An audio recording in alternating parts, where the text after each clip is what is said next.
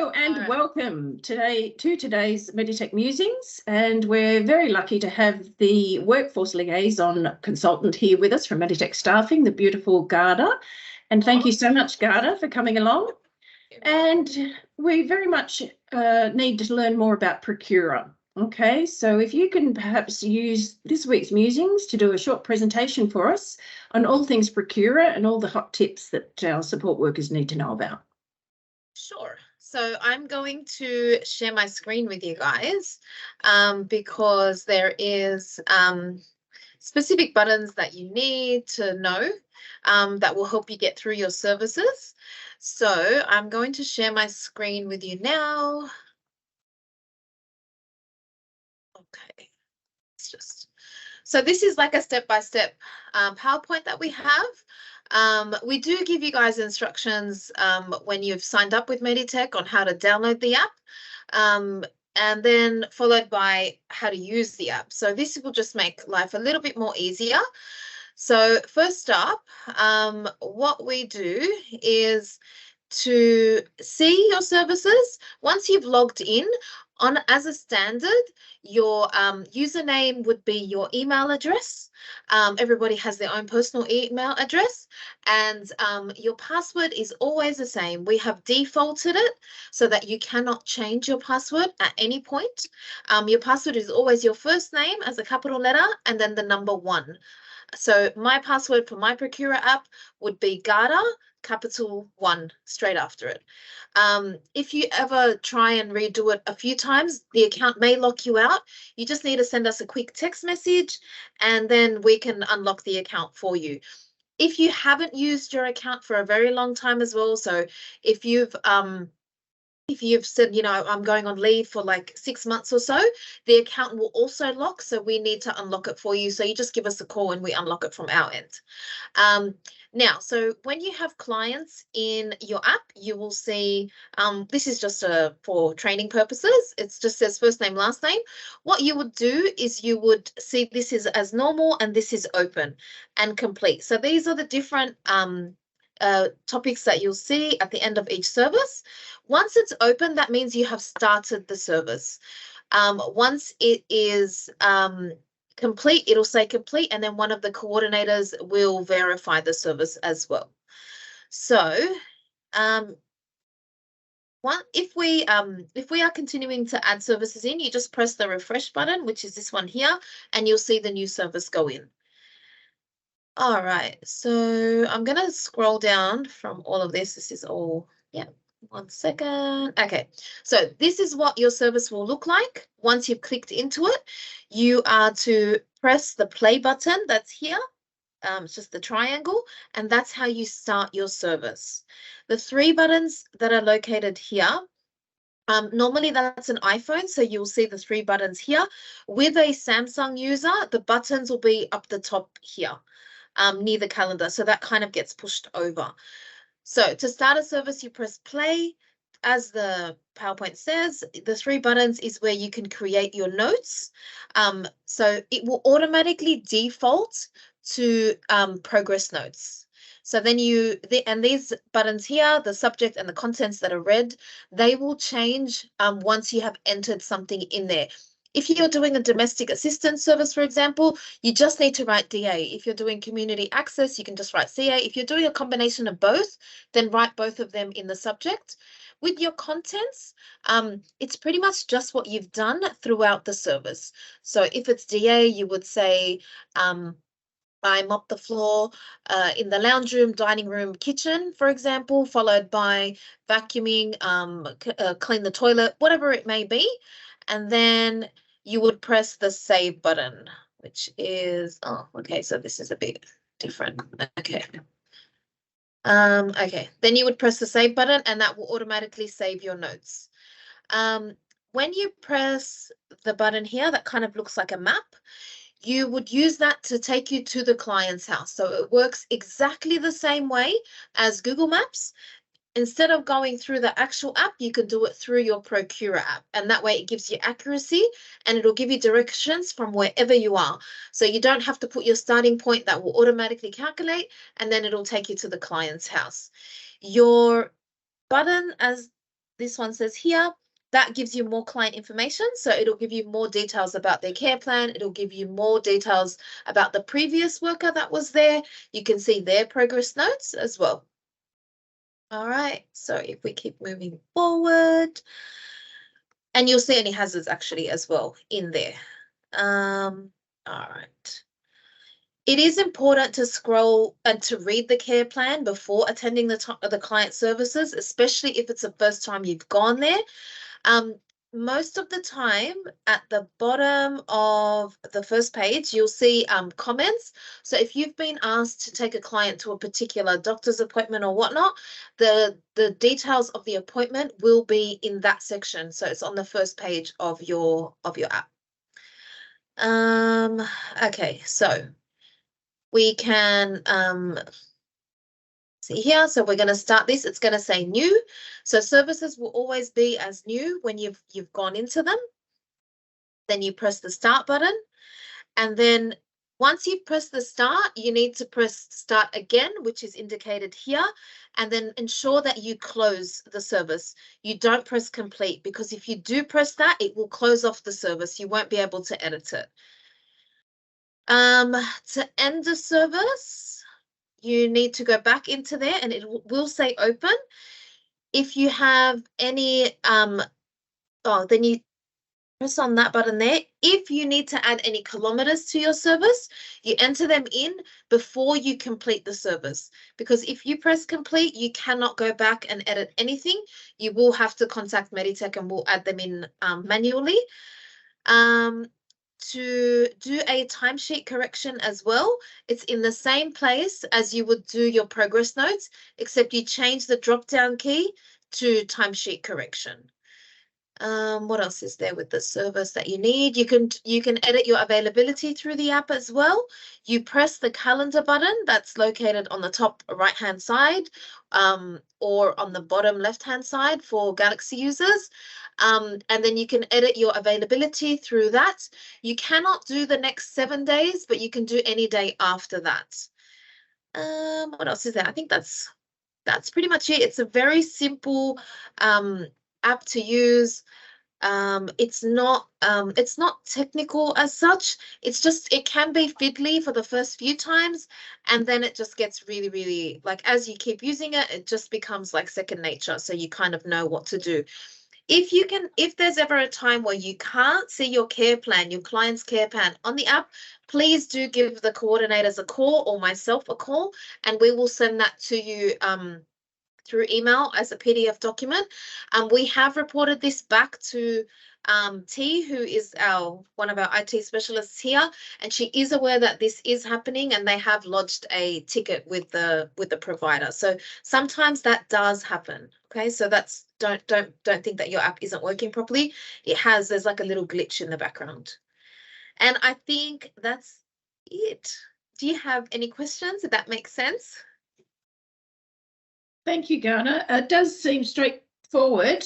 We've got Ivan on the line. So Ivan, if you have any questions, thanks so much for joining us. I'll just make sure that you can unmute or turn your camera on if you feel so inclined, or if you have any questions, you can use the chat box.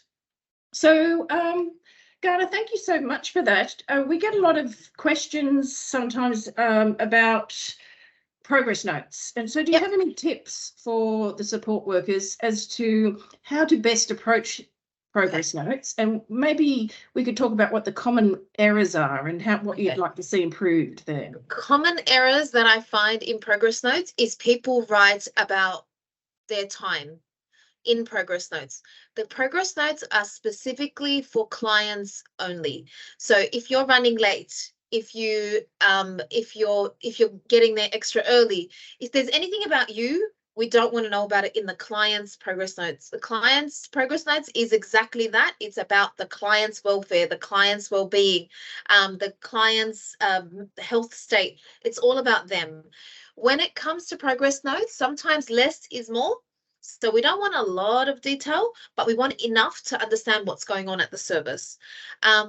With progress notes, I tend to be specific about things that I feel are relatable to the client. So for example, the service that I had on Monday, because it was a 3-hour service, my progress notes were very specific, and it was the first time I had gone there.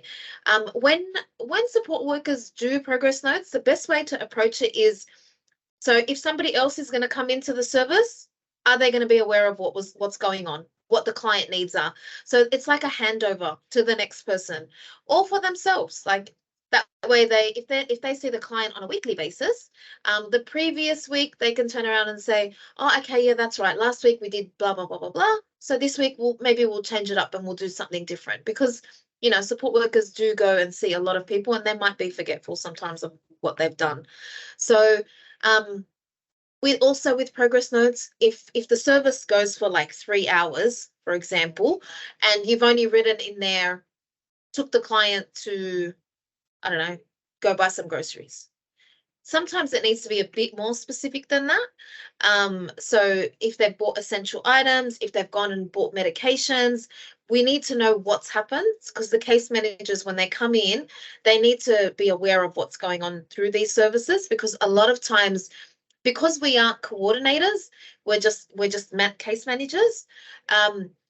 They're funded by iCare or by the NDIS Commission, and then they ask to see what's going on in these services. So it's a legal document that we will then provide to them. So they are mandatory as well. Yeah. So it's okay. There's some really good important points there. They're mandatory. You can't do a service without doing them. That's right. They are a legal document. So, you're writing things in there that are stating facts. And we've talked about this before in our musings. So it's not your opinion, it's what you have observed. Okay. And non-biased. Non-biased, thanks, that's the right term. And, detail can be in dot points. Yes. If people are worried about their English or their grammar, don't. Yep. No one's judging you here. Dot points is fine. And it's everything you've observed, just like Garda said, it's a 3-hour service. You didn't just take them to the doctor. You observed that the client was in a friendly mood, or, in a positive mood, or the client was in a negative mood, or the client seemed to struggle with using their walker, or whatever the case may be. So whatever you have observed that is factual needs to go in there as well. Yeah. And I always tend to end mine with how I left the client. So I would say, I've left the client in good spirits, or I believe the client may be going through some sort of depression.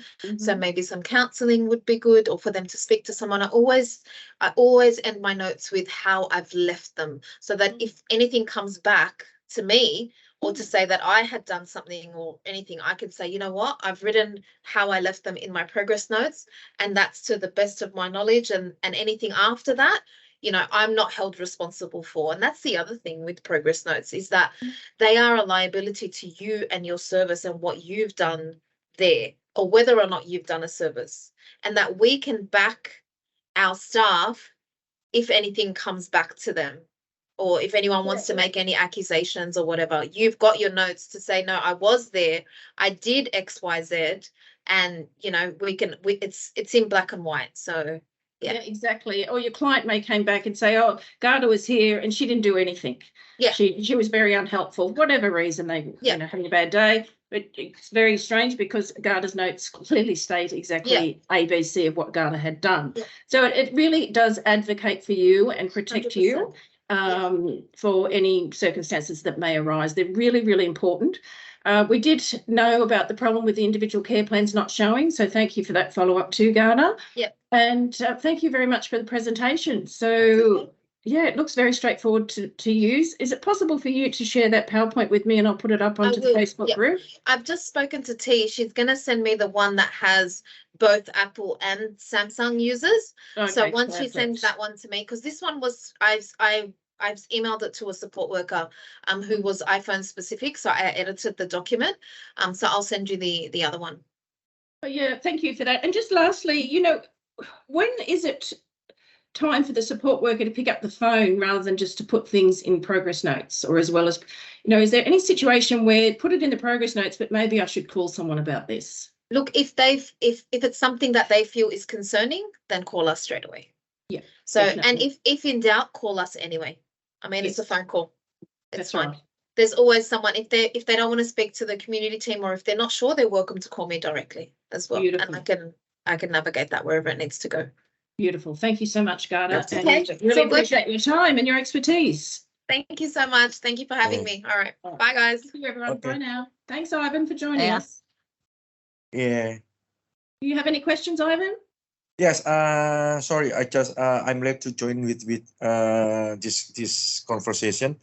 I just want to ask you regarding for my Procura. I'm still confusing about when I open the Procura in the first time. For example, okay, let's say, for example, I have a client for today.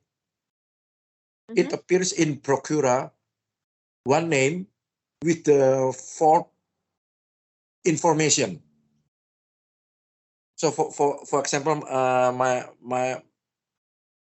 the client name is, for example, Ivan, starting 8 until 10, and then 10, 12, and then 12 until 13, 1 p.m. So it appears one name. It appears for application. So what should I do about that?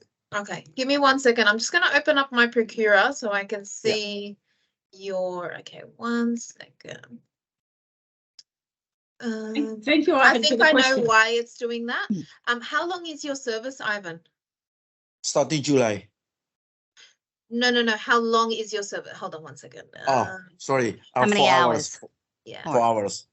Yeah. So the reason why they break it up is I'm going to have a look at here. And then I'm going to go to your schedule. 1 second. Okay. For Phyllis. Okay. So I'm going to go in here. There we go. Appointment. Okay. Okay. All right. So I know the reason why it's broken up is because it's different types of. It's all a transport service throughout the day. Yep. Yeah. Okay. Just gonna go back to the last one. Okay, so that is also CHPC. Okay, so it's a transport service. All you have to do is click on the first one, the one that's from 9 till 10. Yep. And that's it. Because sometimes it's paid at a different rate. So the coordinators have to actually break up the service so that you're getting paid the different rate. So that's why it can be a bit confusing sometimes. So if it's while it's in home, so if it's a service that's combination of social support and transport, they have to break it up, because the social support in the home, you get paid at a certain price. And then when you're taking them out, you're getting paid a different rate. So they have to break it up into 2. But you don't need to start and stop both services. You can just do the first one. That's completely fine. So I can see after her, I'll go back to Procura. I can see after her you have another service. Where is it? Sorry, my thing just went funny. So, Ivan, does that help you? Yeah. Yeah, it's just to ensure that you're getting paid the correct amount. Yeah. So it means I just press on the top, the first one, and then start and complete on the first one. Correct. And the other, and the other you don't need to start and forget stop it. each one. You don't have to do each one. No. Okay. That's fine. Okay. The meal break as well, you can just start and then stop that as well. And then the next one for the meal breaks. Yeah, the coordinators would like it if you were to start and stop that one as well. But it's not essential. You don't have to. With your next one, that's a transport service. So same thing. You can just start and stop the next one as well. Oh. Okay. Okay. All good. Okay. Do you have any other questions, Ivan? That's all, Gara. Thanks for your info. The only thing I would recommend that if you're seeing this client every single week, what I would do, or if you do have an ongoing service, what I tend to do, because my phone is password protected, what I tend to do is I go to my Samsung Notes, and I will do, because I have a range of clients, I save them by area. It's just easier for me. So I've got like Homebush West, Croydon Park and whatnot. So I have, see how like, me see if that's going to be. Just bring it. Yeah, it's a bit hard to see on the Bit screen hard to there. see. So what I do is I will do a main progress note in there, and then I'll copy and paste that into my progress notes, and I'll edit it accordingly so that I'm not having to rewrite my progress note every week. So for example, this one client, I go to her Mondays, Wednesdays, and Fridays, and I do her a full shower Mondays and Fridays. So the progress notes will be very similar. It's just about how her mental health would be or her state would be. And then on Wednesdays, I only do a body wash. So I will take out the part where it says I wash the client's hair with 1 times conditioner, 1 time shampoo, whatever it is. So I'll take that part out, and then I'll say that client requested to only have a body wash for today. So it's easier for me to have my notes in there, and then I'm copying and pasting it, and it's making the process a lot faster. So you're using the notes. It's the Notes app that is a separate app on the Samsung or the iPhone. Yeah, because that saves their write it all in there, and then when you, because it's the same service each week, you just copy that and then paste it into progress notes, and then edit the progress notes to take account account of anything different that week. Yesterday, I did a progress note for a client on Monday. It was, because the service is 3 hours, it was like just over an A4 page. If I had to write that every single time, oh my God. And because it was the first time I've gone there, I had to remember what I was doing. And I do my progress notes on the same day, so that it just, because then it's not as much of a burden to have the backlog. So yeah, so I did that. It took me well over an hour to do it, but at least now, like today, I was with that same client, I can now edit that. It'll take me 5 to 10 minutes max. And all of our phones, whether it's an iPhone or a Samsung, they all have notes. I'm not sure what it's called in iPhone, but in Samsung it's called Samsung Notes. Yeah.